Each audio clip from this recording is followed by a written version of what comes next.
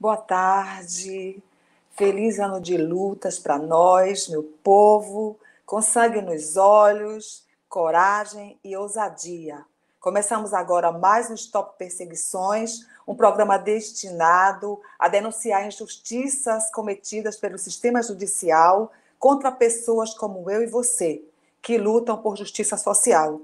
Eu sou a Sandra Ures, da coordenação do Stop Bolsonaro Mundial, onde eu represento o Comitê pela Democracia no Brasil, em Zurique. Atravessamos 2021 com o apoio de vocês e queremos continuar, apoiados pelos parceiros que retransmitem esse programa, apoiados pela militância, apoiadas por você que acredita que vale a pena lutar. Nós pedimos que vocês continuem divulgando, deixando o seu like no programa, deixe o seu comentário no chat, visite as nossas redes do Stop Bolsonaro Mundial no Facebook, TikTok, Instagram e Twitter, e vamos continuar nessa luta, resgatando a nossa dignidade e a dignidade do nosso povo.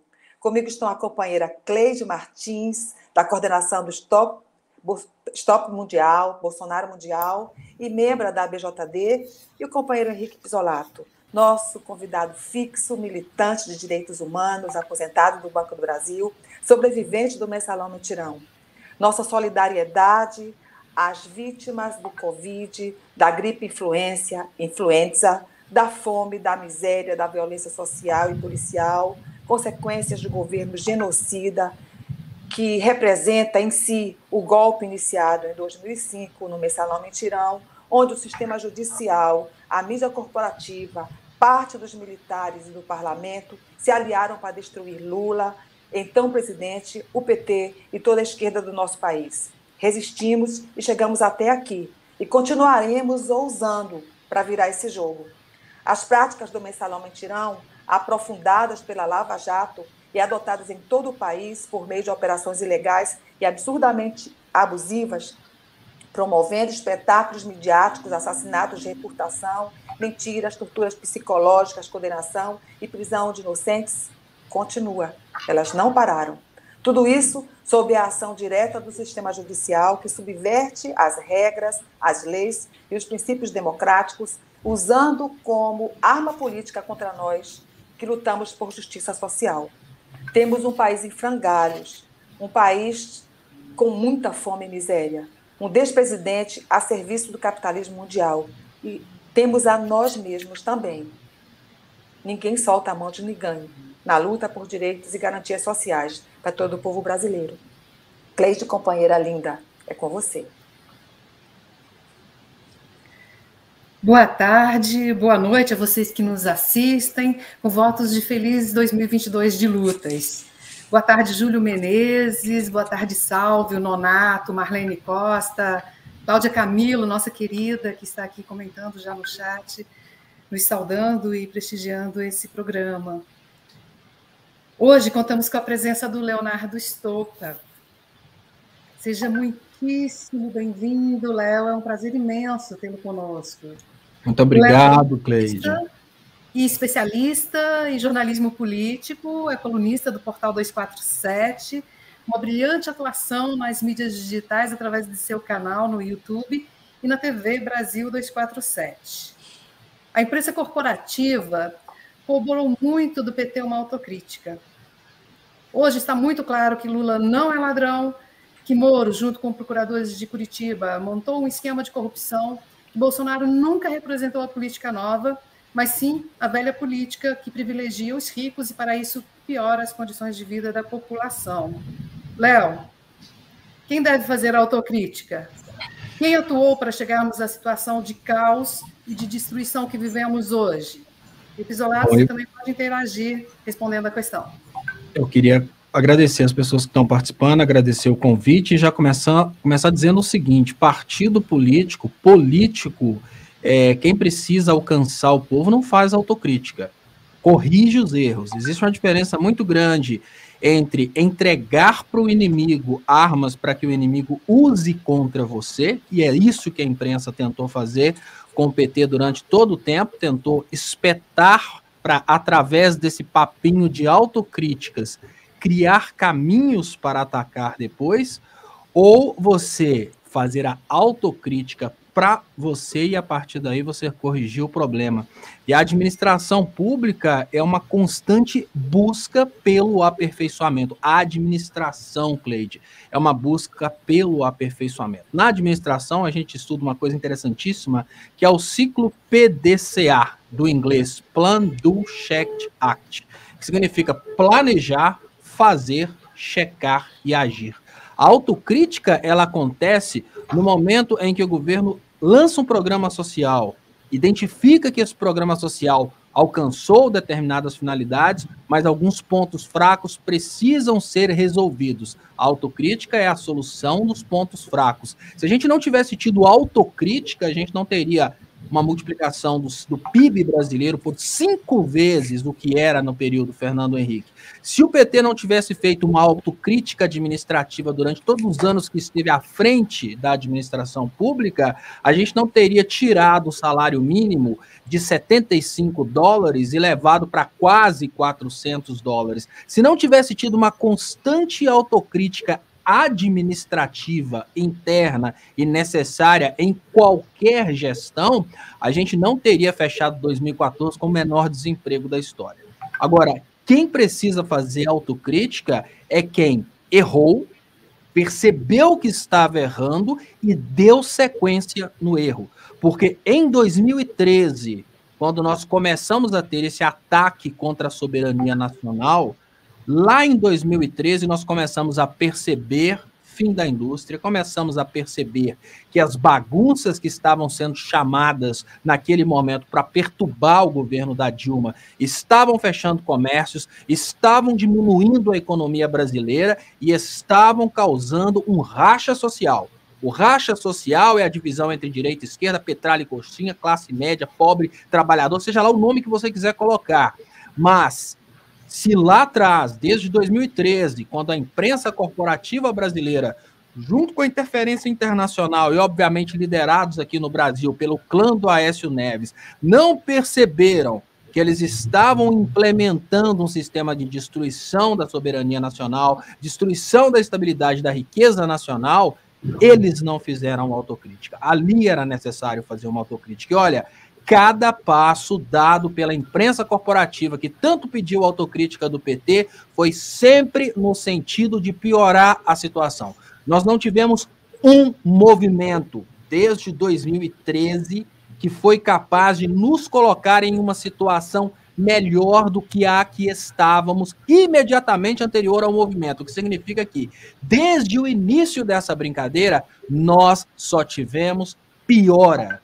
E se eles não fizeram uma autocrítica da postura deles, no sentido de chamar pessoas para uma crise que está praticamente levando a gente para uma guerra civil, de criar um ódio contra a classe política, de criar essa ideia de que a casta rica brasileira, representada pelos filhos de milionários que passam em concursos para o Ministério Público e para o Poder Judiciário, é essa casta que tem que governar. Se eles não fizeram essa autocrítica, e se eles não fizeram uma autocrítica dos resultados da Operação Lava Jato, que foi aumentando cada vez mais a inviabilidade do Brasil e o desemprego do povo brasileiro, uma autocrítica a respeito da criminalização da política, que foi criando cada vez mais esse clima de ódio no Brasil, quem são eles para pedir autocrítica de um governo que implementou uma gestão que atravessou a maior crise da história do capitalismo financeiro com o menor desemprego da nossa história? Olha, claro, existem falhas. A autocrítica existe para corrigir essas falhas. E quando você faz uma autocrítica para que você e seus companheiros tenham condições de agir e resolver o problema. E não uma autocrítica para estapear a própria cara e entregar para o inimigo armas para serem usadas contra você. Autocrítica nós precisamos hoje, sim, dos jornalistas que prometeram que se a Dilma caísse, o PIB ia dobrar, o dólar ia cair pela metade, que teríamos um gás por R$35 e a gasolina ia custar R$1. Esse pessoal tem que fazer autocrítica e urgente, porque eles mentiram, continuaram mentindo, perceberam que a mentira estava dando errado e não corrigiram as mentiras no tempo hábil para não destruir o Brasil como destruíram.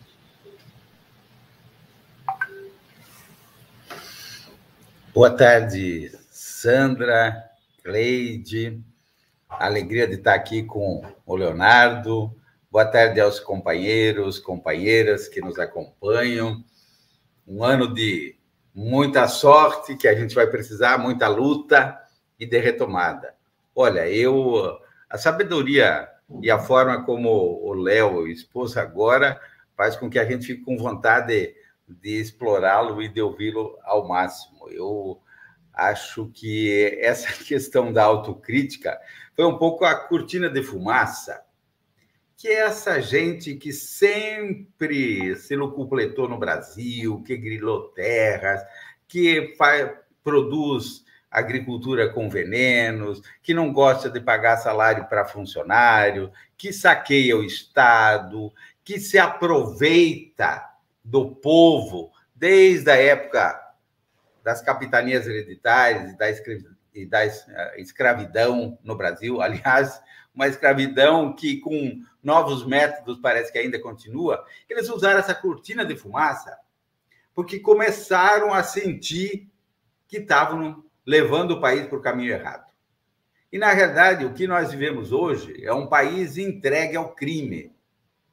Nós temos um Comitê Central do Crime instalado em Brasília, né, com suas sucursais, que perderam completamente a capacidade de administrar o país e que estão saqueando e deixando uma conta para as próximas gerações, não é só para essa geração, que vai ser a conta da Previdência, a conta da destruição do emprego, a conta do sucateamento dos nossos parques industriais, a conta da educação, da saúde. Gente, eu não quero me alongar, esse governo não teve coragem de distribuir máscaras para as pessoas.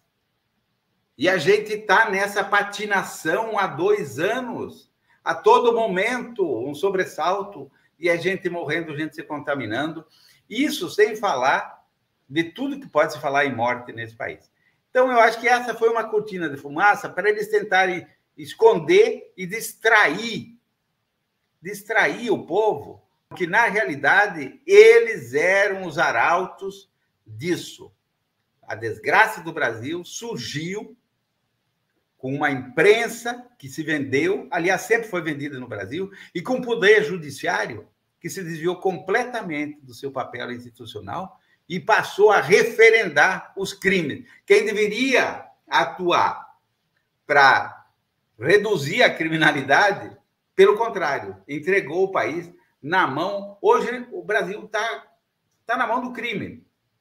É isso. A gente vê. É crime ecológico, é crime de saúde pública, é crime educacional, é crime econômico, e o mundo inteiro já está vendo isso. Só falta cair a ficha deles, né? Eu já nem peço autocrítica para eles, viu, Léo? Eu peço que eles desocupem o biombo deles, porque essa gente já deu para o samba deles. Essa gente fez tanto mal para o Brasil que alguns deveriam estar enjaulados e se apresentam ainda como candidatos a ele.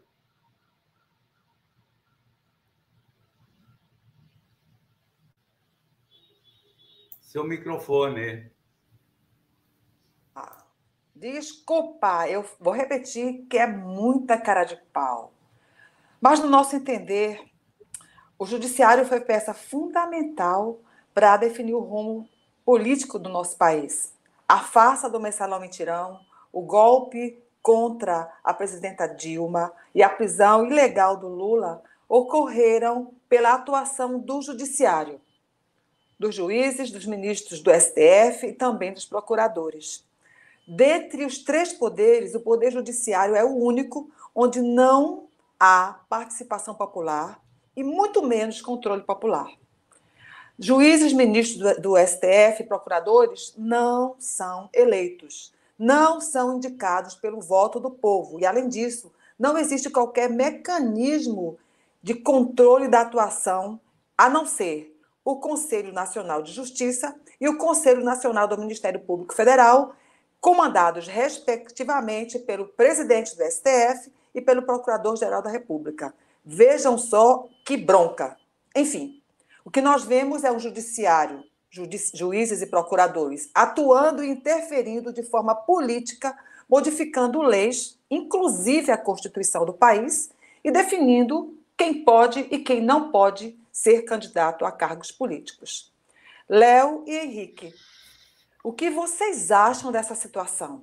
Vocês acham necessário mudar essa situação e esse contexto? A gente começa com o Léo e o Henrique continua.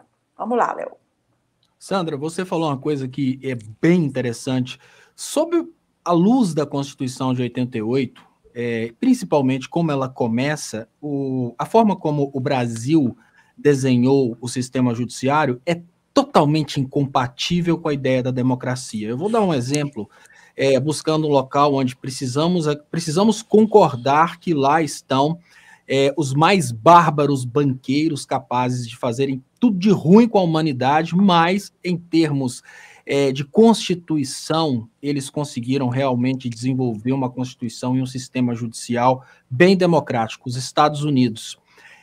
A soberania popular da Constituição de 88, ela tenta chegar em todos os locais. Como, por exemplo, eu tentei explicar durante 3 anos que o kit gay ele só seria aceito nas escolas através da aprovação dos pais, porque a Constituição de 88, ela definiu que tudo que é público tem que ser regido de forma democrática. Na escola, a gestão democrática é o projeto político-pedagógico.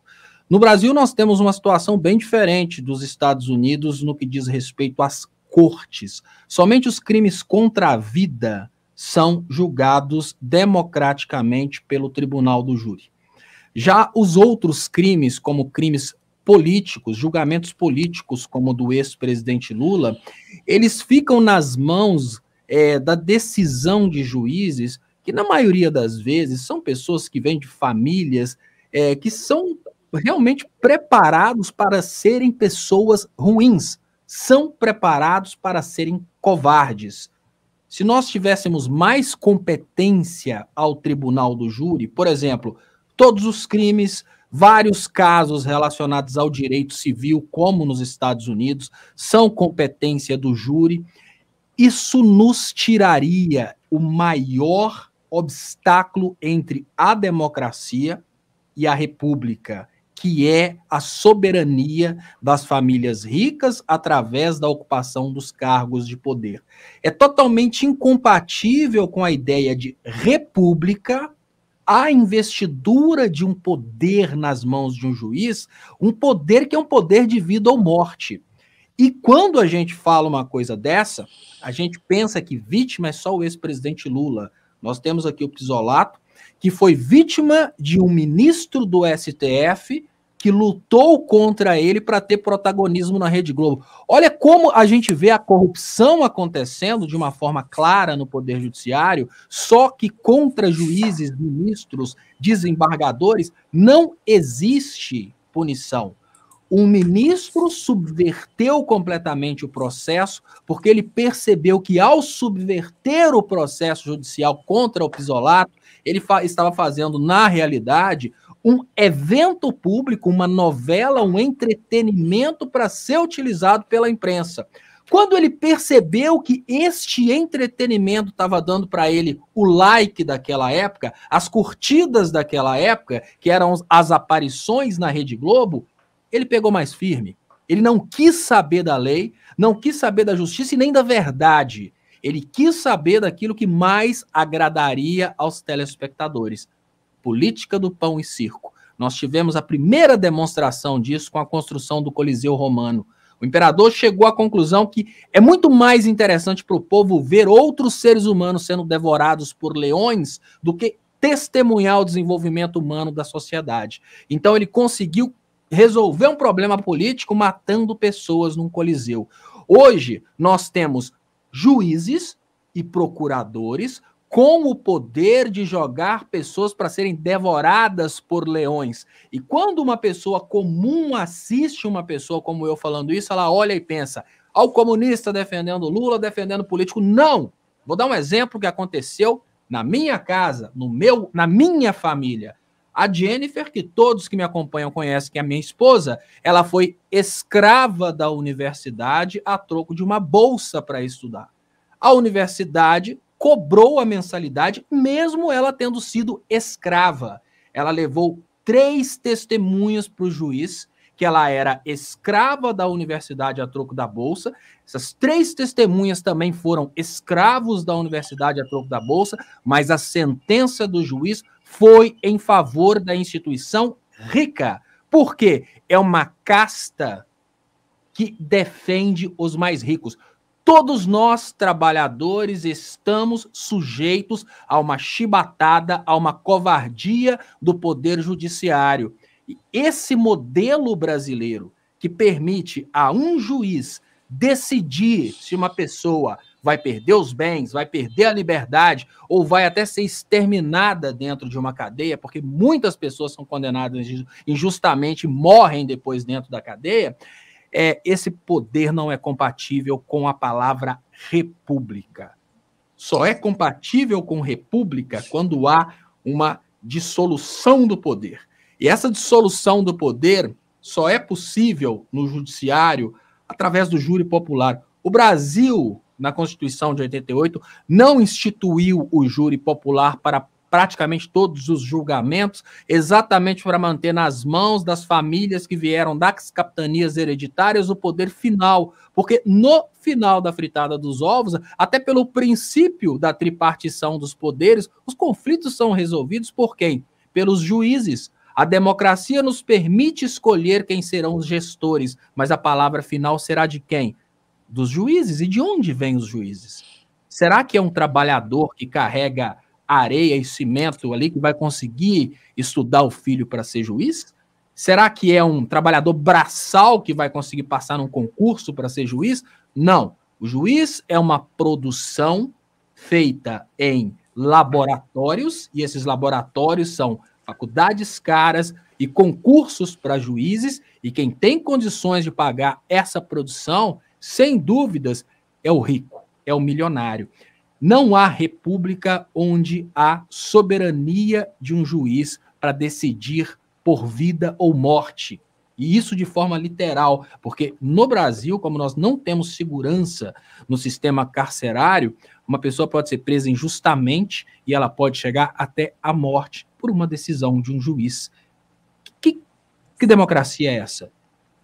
Se vamos criticar, vamos copiar os Estados Unidos, mais poder para a população, mais soberania para o júri popular. Isso diminuiria eventos como esse do Sérgio Moro, que é de repercussão nacional, tirou de todo brasileiro o direito de votar no ex-presidente Lula, mas um evento como o do Pisolato, que a troco de aparecer na televisão, um ministro fez espetáculo, ou um evento para pessoas menores, como o caso, por exemplo, da Jennifer, que foi escrava da universidade, mas para aparecer para uma universidade rica, o juiz deu causa para a universidade e endossou o trabalho escravo na universidade. Tudo isso acontece porque juízes são produto do dinheiro. Eles não são humanos como nós, trabalhadores que comemos arroz e feijão. Eles são uma casta privilegiada e sempre serão nesse sistema brasileiro. Olha, eu acho que o Léo definiu bem quando usou o termo casta. Casta porque eles julgam, mas não são julgados por ninguém. E além da sugestão do Léo de se aproveitar um pouco da experiência americana, existe também experiência na Europa e em outros países, aonde o trabalho do juiz ele é submetido, principalmente quando o erro é intencional ou por negligência, ou por desleixo. O que é que acontece no Brasil quando um juiz denuncia alguém por rivalidade, ou por interesse político, ou por interesse econômico? No máximo, lá na frente, depois de todo o desgaste, a ação é arquivada. Todo estrago não é punido, não é ressarcido. E aqui, apenas para complementar e não me alongar, eu cito o exemplo, por exemplo, da Itália, da lei Enzo Tortora. Todo juiz ou promotor que for negligente, que for irresponsável, ou que cometer erros na denúncia ou na sentença, ele é responsável civil. Ele responde com responsabilidade civil.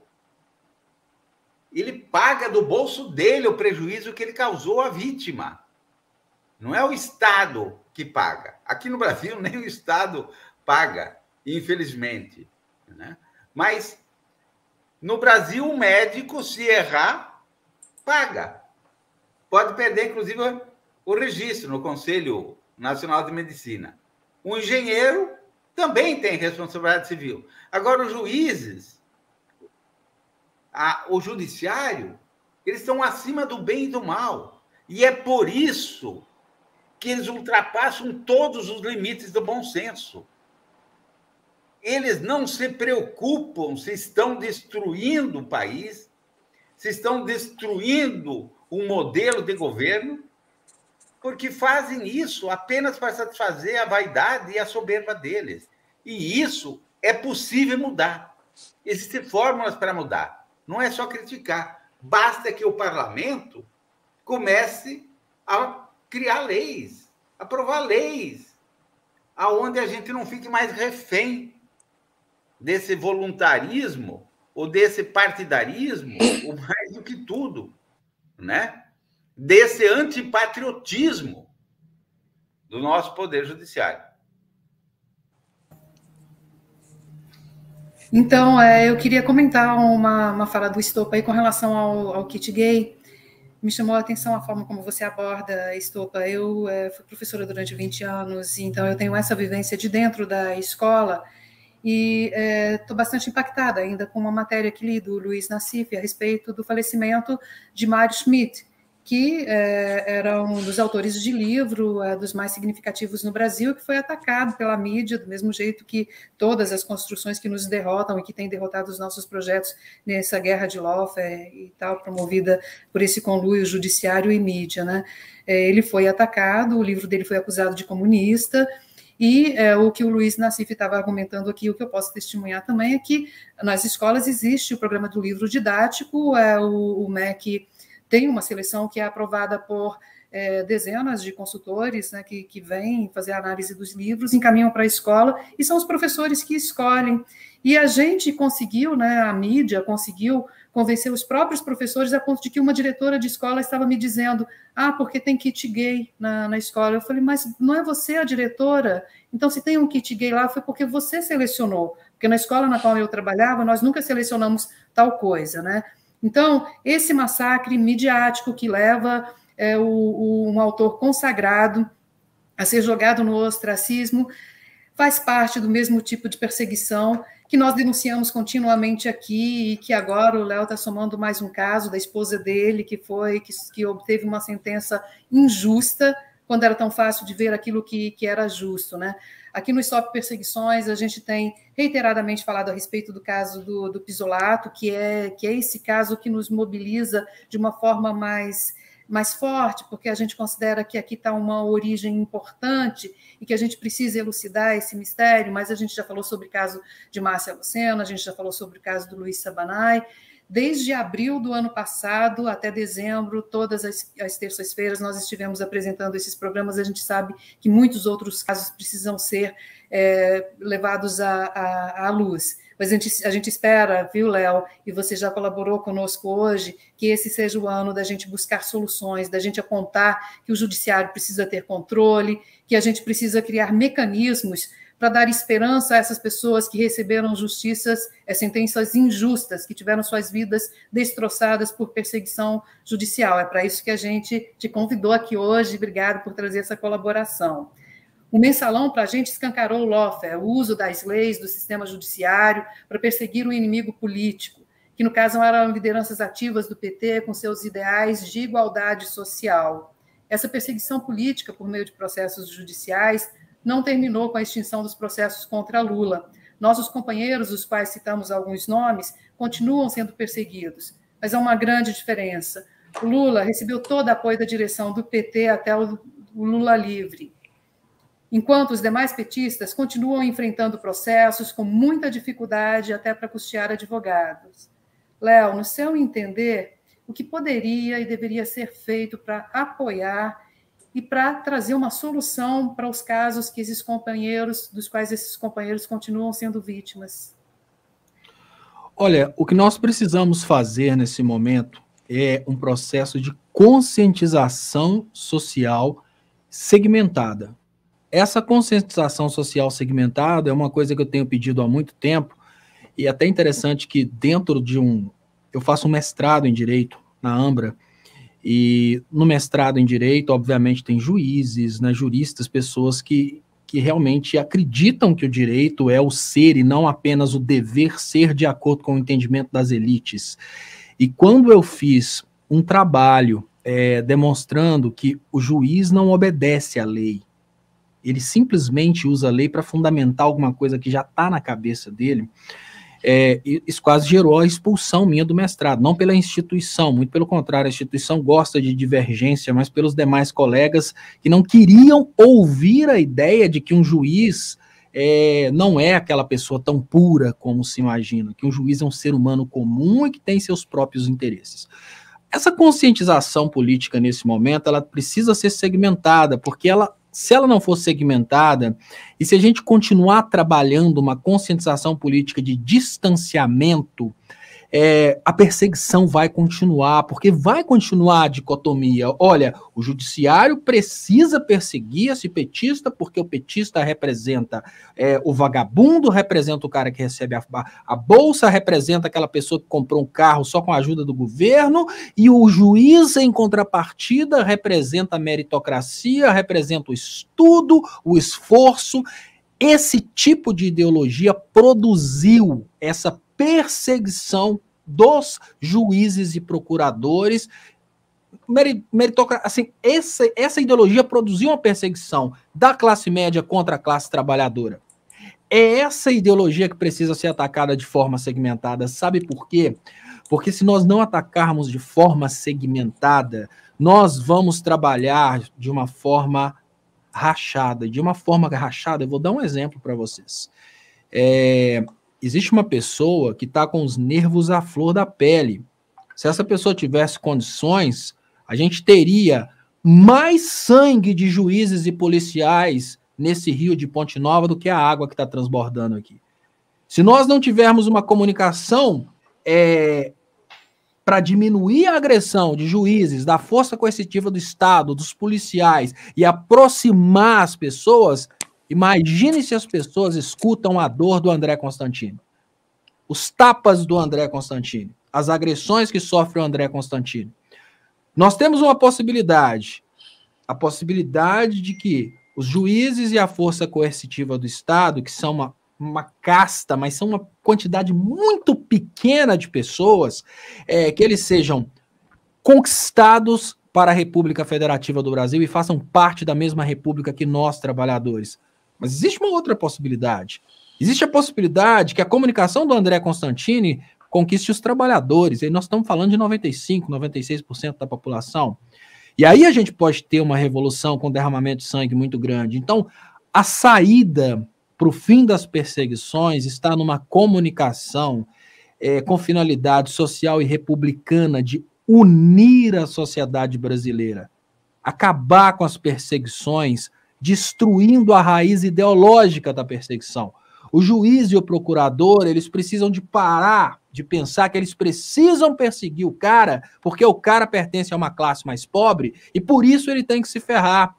Uma juíza como essa de Belo Horizonte que deu a sentença, ela precisa pensar, eu preciso olhar o que está escrito, o que aconteceu, o que as testemunhas falaram e as matérias, os elementos que foram trazidos aos autos, e não dar uma sentença para a universidade, porque ela é uma instituição poderosíssima e é muito melhor ficar bem com a universidade do que dar uma sentença para o trabalhador que foi trabalhador escravo dessa universidade. Se nós não tivermos essa humanização de procuradores, juízes, desembargadores, ministros, olha, nós teremos um problema muito sério, porque nós estamos partindo para o racha.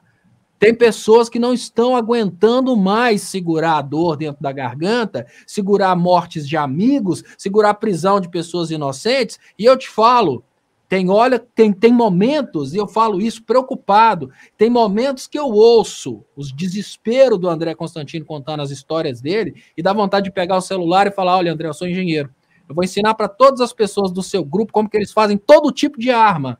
Sabe por quê? Porque nós estamos em desvantagem. Tem horas que eu tenho vontade de fazer isso. Aí eu penso, olha, pessoas inocentes vão morrer. Porque dentro das polícias existem pessoas boas, dentro das favelas existem pessoas inocentes que vão para o confronto e vão morrer. Então a paz é a melhor solução. Mas pode chegar um momento em que a paciência vai transbordar e toda essa sociedade trabalhadora vai partir para um racha. E no meio desse racha, o dono da van não vai colocar dinheiro como escudo. Dinheiro não cerca bala. No meio desse racha, quando o policial descobrir que ele não compra como comprava antes, os juízes não serão protegidos. Então, a melhor forma que tem da gente acabar com as perseguições é unir ideologicamente a sociedade brasileira numa nação brasileira. Hoje nós temos um Estado que não é mais soberano, que é um Estado submisso aos Estados Unidos e que dificilmente foi nação um dia. Hoje, a gente tem um Estado dividido em várias nações. É a nação dos produtores de soja, brigando com a nação dos que vendem para o mercado interno, brigando contra uma nação daqueles que gostariam de ter terra para produzir, brigando com a nação daqueles que gostariam de ter um emprego para ganhar pelo menos um salário mínimo para comer no outro dia.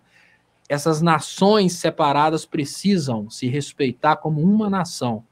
Aí sim seríamos República Federativa do Brasil. E dentro de uma república que se respeita, a perseguição não acontece.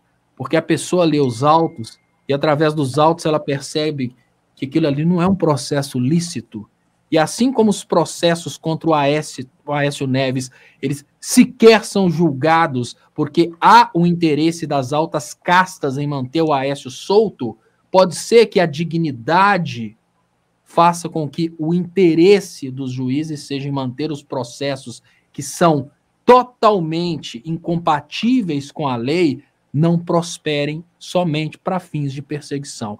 Eu acho que o segredo hoje está na união do povo em uma nação brasileira, entendendo que, da mesma forma que um trabalho altamente qualificado de um juiz que tem doutorado é importante para a sociedade, o trabalho daquela pessoa que limpa o chão dele, para que o chão dele esteja sempre limpinho, também é importante. Se a gente diminuir as castas e a ideologia de segregação, a gente aos poucos vai diminuindo a perseguição, porque o cara não vai sentir diferença na balança, né? A justiça vai passar a ser realmente cega e a balança vai passar a ser realmente equilibrada quando todos nós formos iguais perante a lei. Mas a gente está bem distante disso acontecer. Tá. Mas essa é a nossa luta. Vai lá, Henrique. Eu estava ouvindo o Léo e pensando aqui comigo, né? O judiciário brasileiro, os juízes, assumiram uma posição dos verdugos na Idade Média. E aí, quando você citou o nome do André Constantino, que a Sandra, inclusive, há 15 dias esteve com a gente lá no Morro Babilônia, né? E eu, semana passada, o André esteve com a gente 2, 3 vezes aqui, inclusive conhecendo pessoalmente o Sálvio Cotter, e conversando com o povo das favelas, que alguns veículos de mídia tentam resolver o problema chamando de comunidade, né? Como se o problema da exclusão fosse um problema semântico. Eu tenho me perguntado muito, Léo, e eu acho que aí está um pouco a pergunta que foi feita pela Cleide, depois emendada pela Sandra, de que as nossas organizações, que vão dos sindicatos, a igreja, os partidos políticos, né, as organizações sociais, os clubes, elas perderam a toada de que o Estado ele faz parte de uma criação, de um pacto humano para proteger os mais fracos. E o judiciário, nesse aspecto, ele se aliou completamente aos mais fortes. É o que você acabava de dizer. E isso faz com que se produza um desequilíbrio a ponto de ameaçar todos. Então, nós temos que trazer de volta isso. É o equilíbrio. Os fortes não precisam da organização do Estado. Eles já têm, muitas até suas milícias. Mas tem muito dinheiro, tem muito poder de influência. Já compraram toda a mídia corporativa. Os fracos precisam do Estado. E o Estado tem se voltado contra os fracos. E o Poder Judiciário, que deveria ser exatamente um ponto de equilíbrio, se destoou, fugiu, passou a ser verdugo, esqueceu completamente seu papel e está massacrando.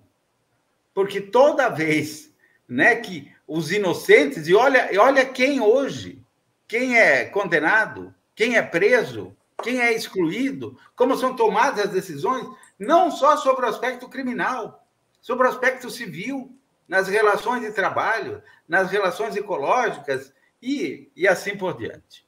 Quer dizer, esse é o nosso desafio. E, para isso, tem que cair a ficha de partidos políticos, de igrejas, de associações, de universidades, de clubes, de sindicatos, de todas as formas de organização social, para que a gente volte a recompor esse pacto. Senão, a vaca vai para o brejo, né? Nós vamos para esse caminho que você diz, de ter um impulso de como engenheiro vou ajudar o cara a começar a explodir, porque não dá mais.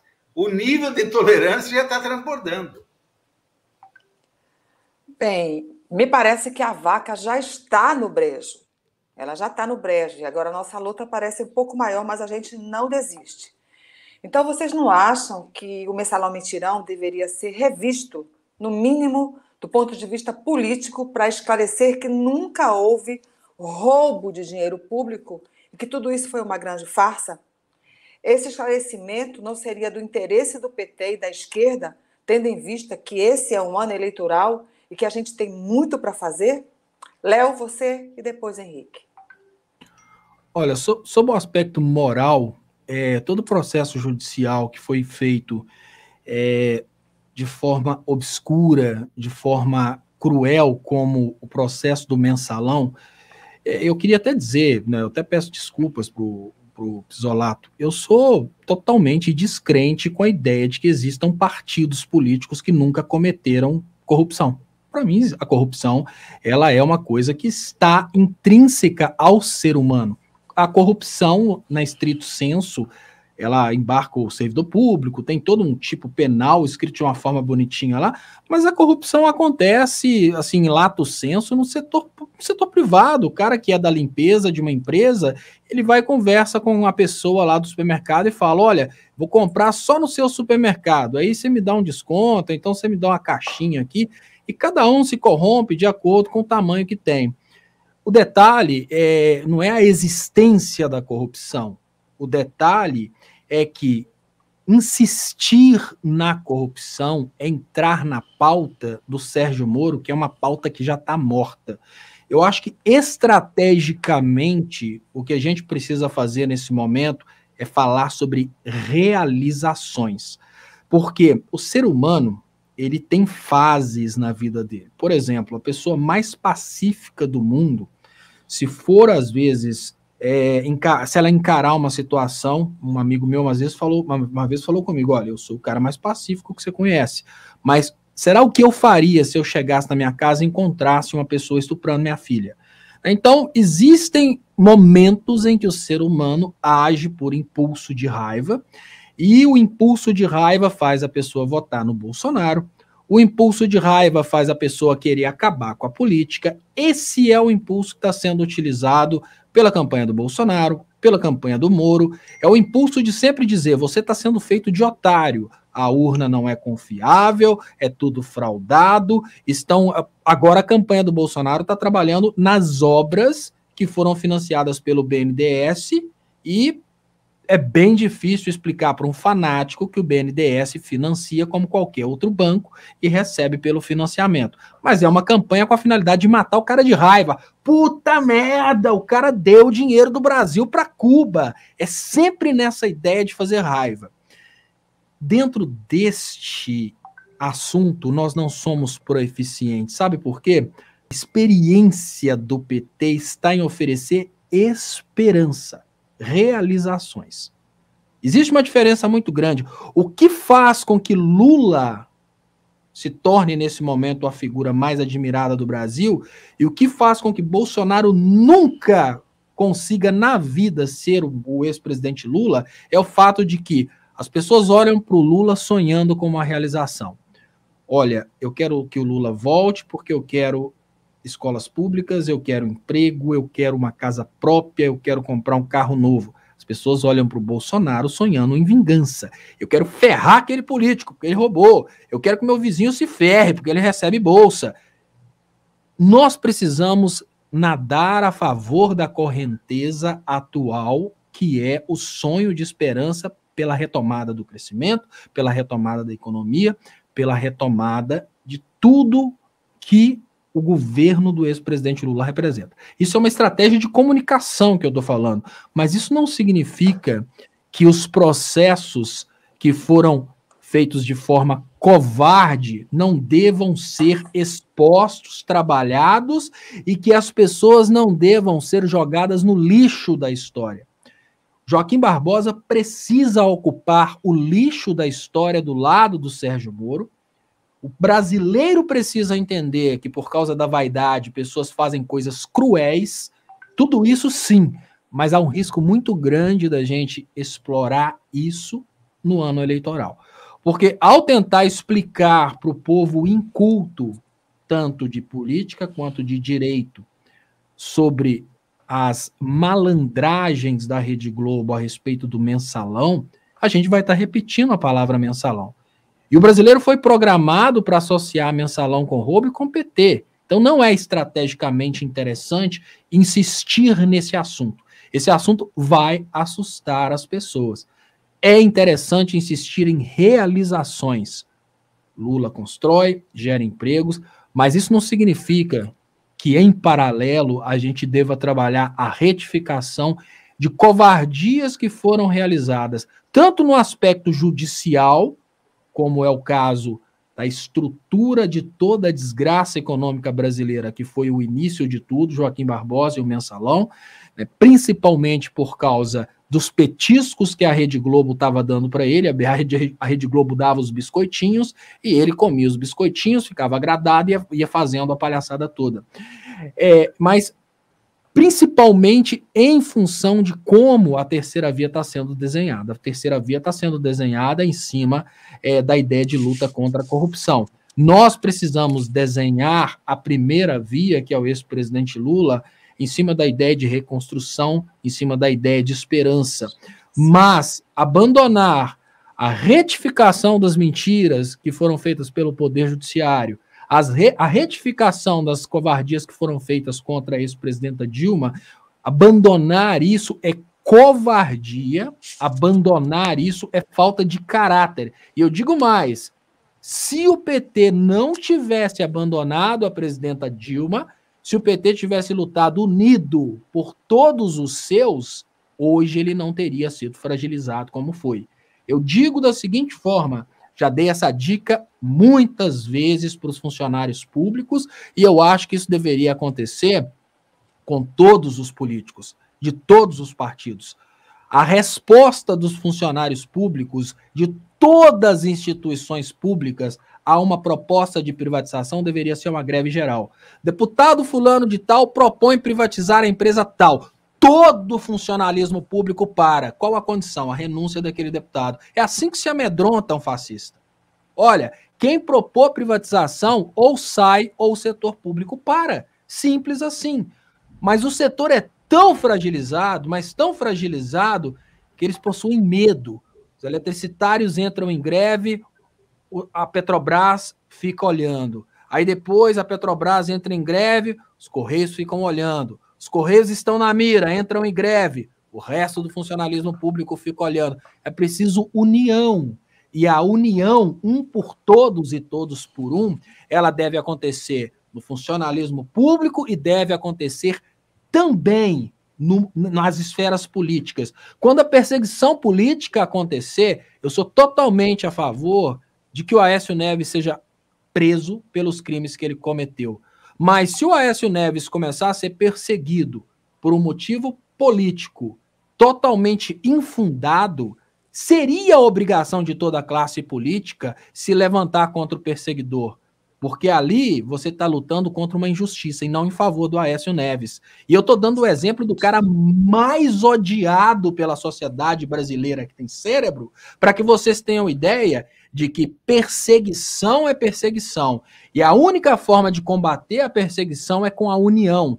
Se os políticos não perceberem que quando nasce um Dallagnol perseguindo um determinado político, esse Dallagnol precisa ser enfrentado por todos os políticos imediatamente, eles não vão entender que o papa vai ser aos poucos, até chegar no Jucá para pensar e falar, pô, vamos acabar com a classe política e substituir todo mundo. Vocês não estão entendendo? Não vai ser só PT. Então eu acho que é assim que devemos encarar perseguições. Devemos encarar perseguições unidos, com coerência e com intolerância com o intolerante. A perseguição deve ser respondida com uma propositura de ou renuncia ou para tudo. Mas é lógico que isso é um sonho, isso é uma utopia que dificilmente vai se realizar, porque muitas vezes um partido ele tem ali o seu deleite na perseguição do outro partido. A perseguição da Lava Jato contra o PT foi uma festa para o Eduardo Cunha, para o PSDB, né, para os demais políticos que depois, posteriormente, seriam perseguidos. A imbecilidade da desunião, quando acontece uma injustiça, é o que permite que a injustiça cresça e que ela se torne regra e não a exceção. A injustiça na justiça brasileira, ela é regra, porque ela nunca é combatida. Henrique, companheiro, 3 minutinhos para você. Eu acho que é isso. O que nós temos é que construir o novo, mas evitar que o velho se repita, que o que aconteceu se repita. E para isso, se a gente não inibir, se a gente não passar limpo, se a gente não corrigir as injustiças, e isso é fundamental, que se tome consciência que é necessário corrigir as injustiças, elas se repetirão. E o Brasil, infelizmente, tem um histórico disso. De ciclo em ciclo, nós repetimos, e aí, muitas vezes, sob a forma de farsa. Então, é necessário que esse judiciário, que esses juízes, que essas pessoas que contribuíram para levar o país a esse caos, passem agora pelo crivo de uma justiça de transição ou por uma espécie de passada limpo do nosso país. É o que se espera com o Lula a partir do próximo ano. Obrigada, Pisolato. É isso, Léo. Muito obrigada por sua participação tão generosa aqui. A gente vai continuar refletindo sobre essa conscientização social segmentada, muito embora nós não nos consideremos competentes para fazer o que o Constantini faz, de conversar com as pessoas, né, que vivenciam uma situação de desigualdade social e de exclusão social, lá no lado onde as carências são muitas. A gente vai continuar pensando também sobre a questão de passar a limpo, porque a gente entende que tudo aquilo que a gente deixou em aberto, que a gente colocou para debaixo de tapete, fica aí nos assombrando para sempre. Então, a nossa esperança é que nós tenhamos força para buscar um país com justiça e justiça para todos aqueles que foram perseguidos. A gente precisa fazer o acerto de conta que não fizemos com... Hoje, a Hildegard Angel publicou uma notinha dizendo que seria aniversário do irmão dela. Essa questão das pessoas que foram assassinadas pela ditadura militar e às quais nós não demos resposta às famílias é que nos traz a situação que estamos vivendo hoje. Não há como esperançar ou ter... gostaria de usar essa palavra esperançar, mas usei, né? Está na moda. Não há como ter esperança numa pátria justa se a gente não resolve a questão da família da Hildegard Angel e de tantos outros que foram vítimas dessa ditadura militar ou as vítimas das perseguições desse novo modelo que é o lawfare. Então, seguimos lutando, vamos aprendendo, vamos conversando para a gente encontrar uma solução para todos esses problemas. Mas hoje a gente quer agradecer em especial você por ter estado aqui conosco nesse nosso primeiro programa de 2022, o ano da esperança e o ano da nossa vitória, do rumo à reconstrução da nossa pátria. E uma das coisas que a gente faz aqui é buscar uma solução para esse caso do Pisolato, que se viu envolvido nessa grande injustiça. A gente convida as pessoas que colaboram conosco, que seguem o programa, que colaborem também com o financiamento do documentário que o Silvio Tendler está fazendo. Esse financiamento está patinando, mas a gente tem a esperança de que a gente vai conquistar outros financiadores que depositem qualquer quantia através desse Pix pisolatoinocente@gmail.com. E a gente vai encerrar o programa apresentando o teaser. Muito obrigada, então, aos que nos assistiram, a Andréa, que está nos bastidores, a Sandra, ao Léo e ao Pisolato. Até a próxima terça.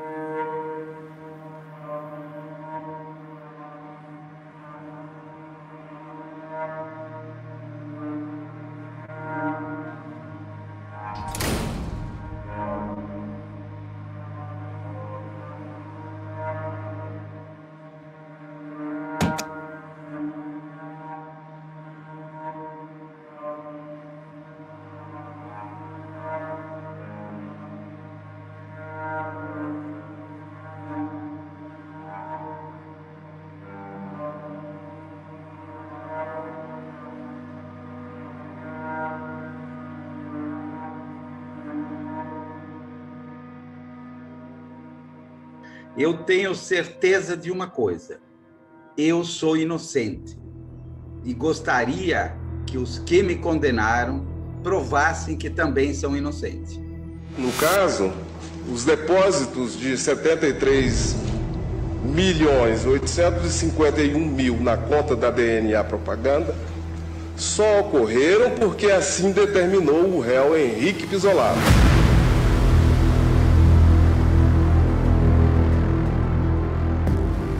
Dentro de uma parceria do judiciário, ou dos setores do judiciário, com a imprensa corporativa, se transformou ficções, fake news, ou, falando português, mentiras em verdade.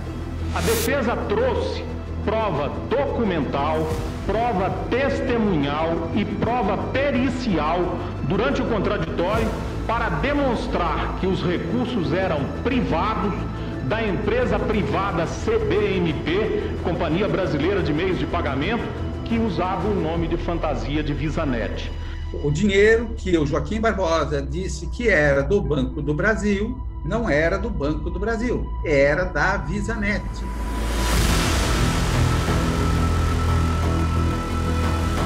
A mídia ignorou deliberadamente as evidências de que os recursos em pauta não eram públicos e de que os serviços contratados pela VisaNet foram devidamente executados. Pisolato foi condenado por um erro deliberado do STF, acobertado pela mídia. Eu levei essa apuração minha para a TV Globo, mostrando que isso não fazia muito sentido, a nível da VisaNet, mas não adiantou. Eles estavam com outra visão. A questão da VisaNet não ficava em pé. É inacreditável que isso tenha prosperado e dado base, inclusive, para depois para o julgamento. A gente começou a ser atropelado por um montão de coisas que não existiam. O Henrique entrou em depressão, eu já não sabia mais o que fazer com ele, assim, porque ele,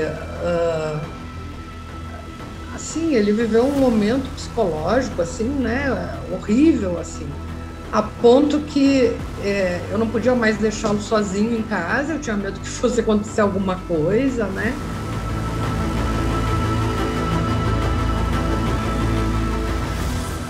A decisão de ir para a Itália foi assim: antes de ficar numa prisão correndo o risco de ser morto, vamos para um outro lugar, vamos para a Itália, vamos pedir para o julgamento ser refeito lá, porque lá as pessoas, elas viram que era uma injustiça. Hoje lá tem muita gente que sabe que isso é uma injustiça, né? La signora Andrea lascia il carcere di Modena e abbraccia quanti le sono da mesi al fianco. Ha appena avuto un colloquio con suo marito, Enrique Pizzolato, italo-brasiliano, ex direttore marketing del Banco do Brasil, arrestato in Italia ma condannato.